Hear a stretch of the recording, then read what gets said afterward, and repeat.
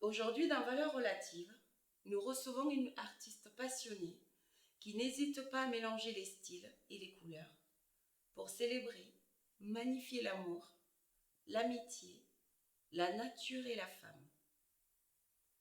Originaire de la Côte d'Ivoire, l'artiste peintre Kokou Maniko a bien voulu nous faire découvrir un peu de son univers.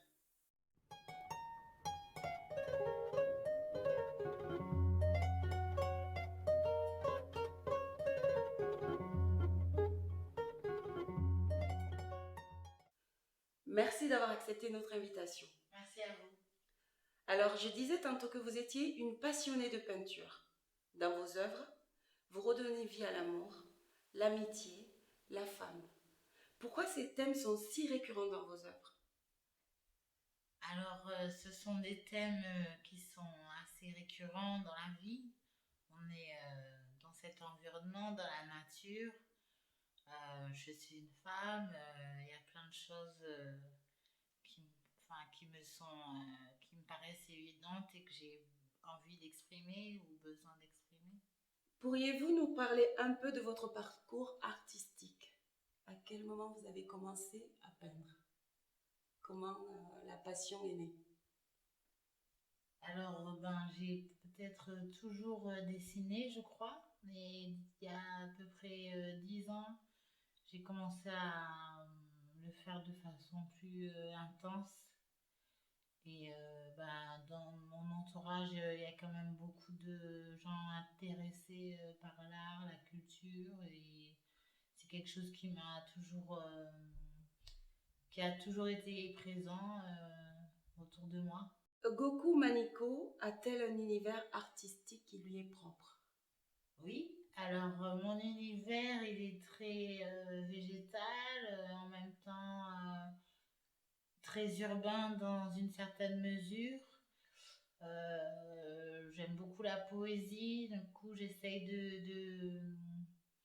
de mélanger tout ça, de créer un langage qui m'est propre et qui en même temps peut parler à beaucoup de gens. Parce que bon, le thème de l'arbre, par exemple, c'est quelque chose que tout le monde connaît, quelle que soit la culture ou ce qu'on vit, on sait ce que c'est. Donc c'est entre les deux, entre mon langage et un langage universel. La nature étant omniprésente dans vos œuvres, avez-vous une relation particulière avec celle-ci? Oui, alors est-ce qu'elle est particulière plus que pour les autres? Je ne sais pas. Peut-être que j'ai plus envie de prendre conscience qu'on est dans la nature, on fait partie de la nature et qu'il y a beaucoup de beauté dans notre nature qu'on respecte pas toujours au mieux. Peut-être que je veux montrer quelque chose qui me paraît idéal visuellement, une nature qui est plus présente, quoi. L'image des petites fleurs qui cassent le bitume, c'est un peu mon univers, c'est ça. Dans vos tableaux, on a l'impression que vous cherchez à saisir le temps. Est-ce que c'est ce que vous faites dans vos tableaux? Vous saisissez le temps? Dans une certaine mesure, oui. Disons que le temps, c'est quelque chose de très relatif. Et du coup, le, dans ce que je vois dans la nature, par exemple, un exemple concret pour comprendre les arbres, je vois beaucoup de silhouettes qui dansent dans les arbres et elles sont immobiles réellement, mais il y a du mouvement, moi j'y vois du mouvement. Et du coup, souvent, c'est des mouvements qui sont figés, comme on prendrait une danseuse en photo qui bouge plus, mais qui était en train de bouger. Je sais pas si c'est très clair ce que je suis en train de dire. Mais je pense que oui, il y a une forme de photographie du temps, ou en tout cas un arrêt sur image qui existe dans une peinture, vu qu'on ne peut pas les faire bouger. Après, il y a les dessins animés, tout ça, on peut les mettre en mouvement, mais ce que je fais, c'est surtout faire des photos d'un moment fixe, un arrêt sur image qui est évident, mais qui suggère un mouvement. Alors, comment arrive l'inspiration ou à quel moment naît le désir de peindre?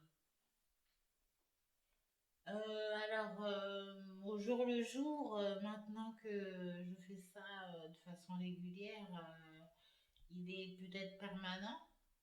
Et sinon,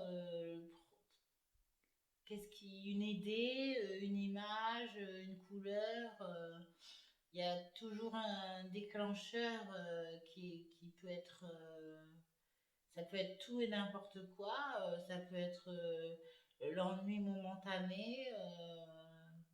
Pour ma part, c'est quelque chose qui me, comment dire, j'ai sûrement vécu de l'ennui à un moment donné dans ma vie, puis je me suis dit, bah, je vais m'occuper. Et cette occupation, le dessin, la peinture, pour moi, c'est un peu comme de la méditation, donc c'est assez nécessaire au jour le jour pour son bien-être, en dehors de exposer, de montrer pour les autres, c'est quand même quelque chose de très personnel au départ. C'est vraiment un genre de thérapie ou de béquille permanente. Dans la plupart de vos tableaux, la forme figurative réelle est quasiment inexistante. Pourquoi? Pourquoi? Bah, c'est un peu fondu, elles sont fondues, les formes réelles. Pourquoi? C'est des choix peut-être esthétiques pour réduire à des formes simples, très simples, et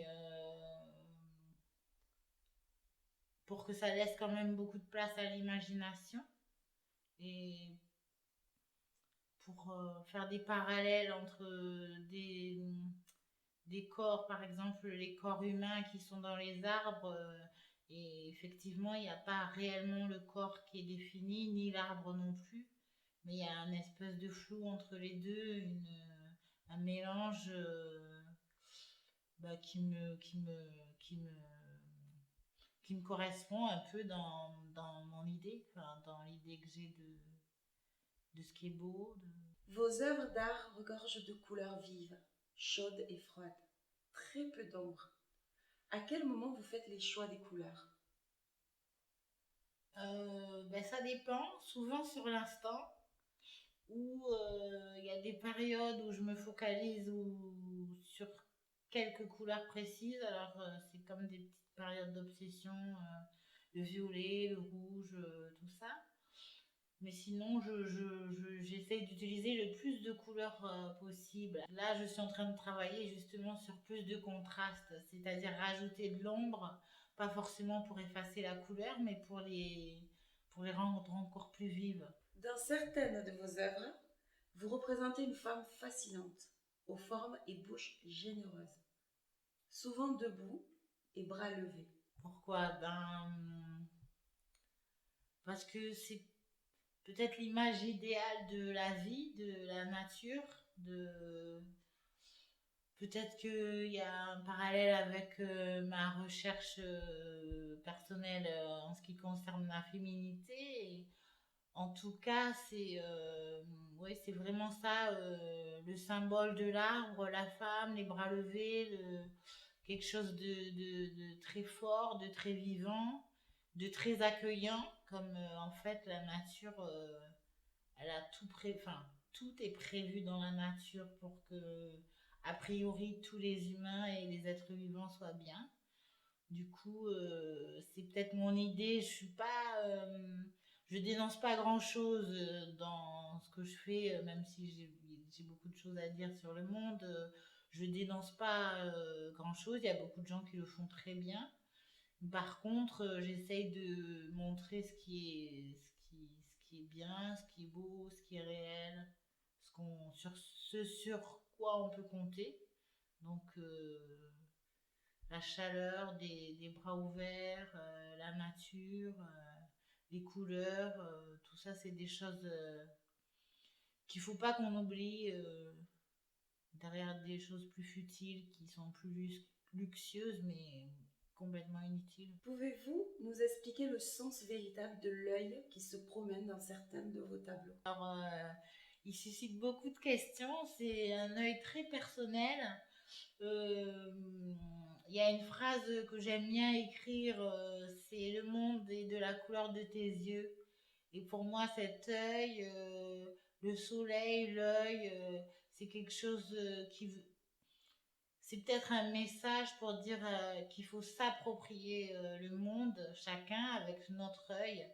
Et si on a un regard pessimiste, gris sur ce qui nous entoure, on va passer une mauvaise journée. En fait, c'est vraiment c'est notre œil qui fait tout, je pense, en tout cas qui fait la moitié du trajet, quoi.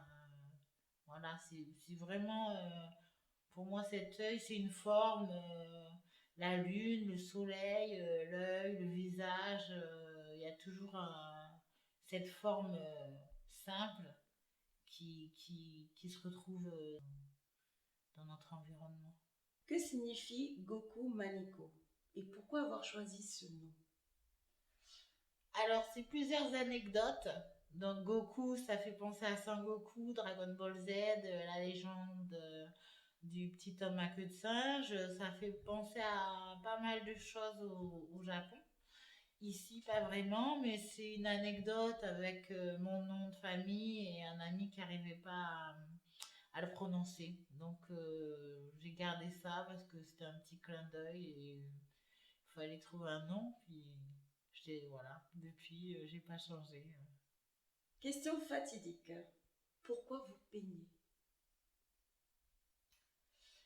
Pourquoi je peins? Alors, premièrement, parce que ça me fait beaucoup de bien. J'aime beaucoup ça. J'aime bien étaler des couleurs sur tout et n'importe quoi.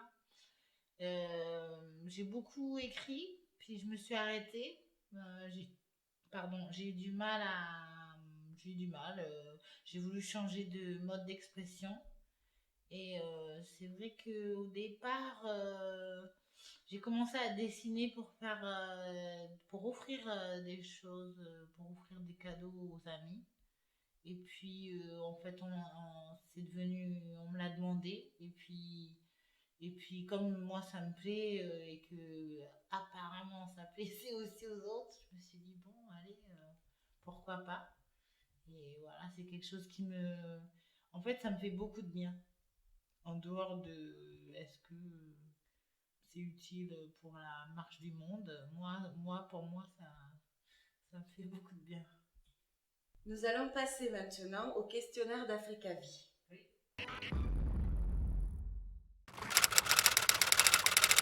De plus en plus,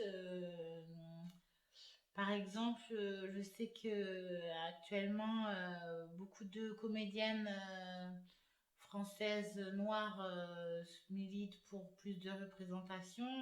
Je le sais parce que ma soeur fait partie de ces comédiennes. Je vois qu'il y a beaucoup plus de jeunes qui mettent en place de la mode, des artistes en tout genre, la culture.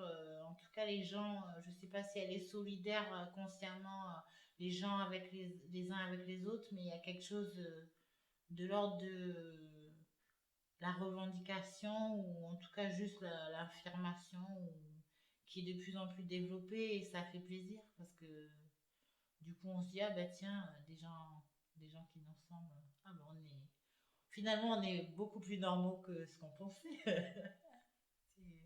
pense que c'est très bien. Oui, au jour le jour j'essaye en consommant intelligemment. J'essaye par exemple dans mes peintures, j'utilise beaucoup de matériaux recyclés, donc bah, je récupère des choses, parfois des anciens tableaux achetés dans les commerces que je ne citerai pas, qui sont jaunes et bleus, qui en fin de compte représentent rien à part. En fait, c'est de la marchandise, de la déco, des choses assez impersonnelles que les gens achètent, puis jettent, puis achètent, puis jettent.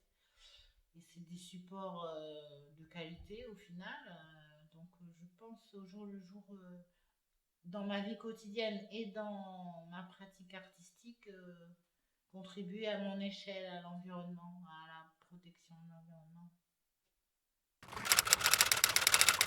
Non, non. D'ailleurs, aujourd'hui, c'est la marche des Fiertés à Toulouse et c'est très bien. Voilà.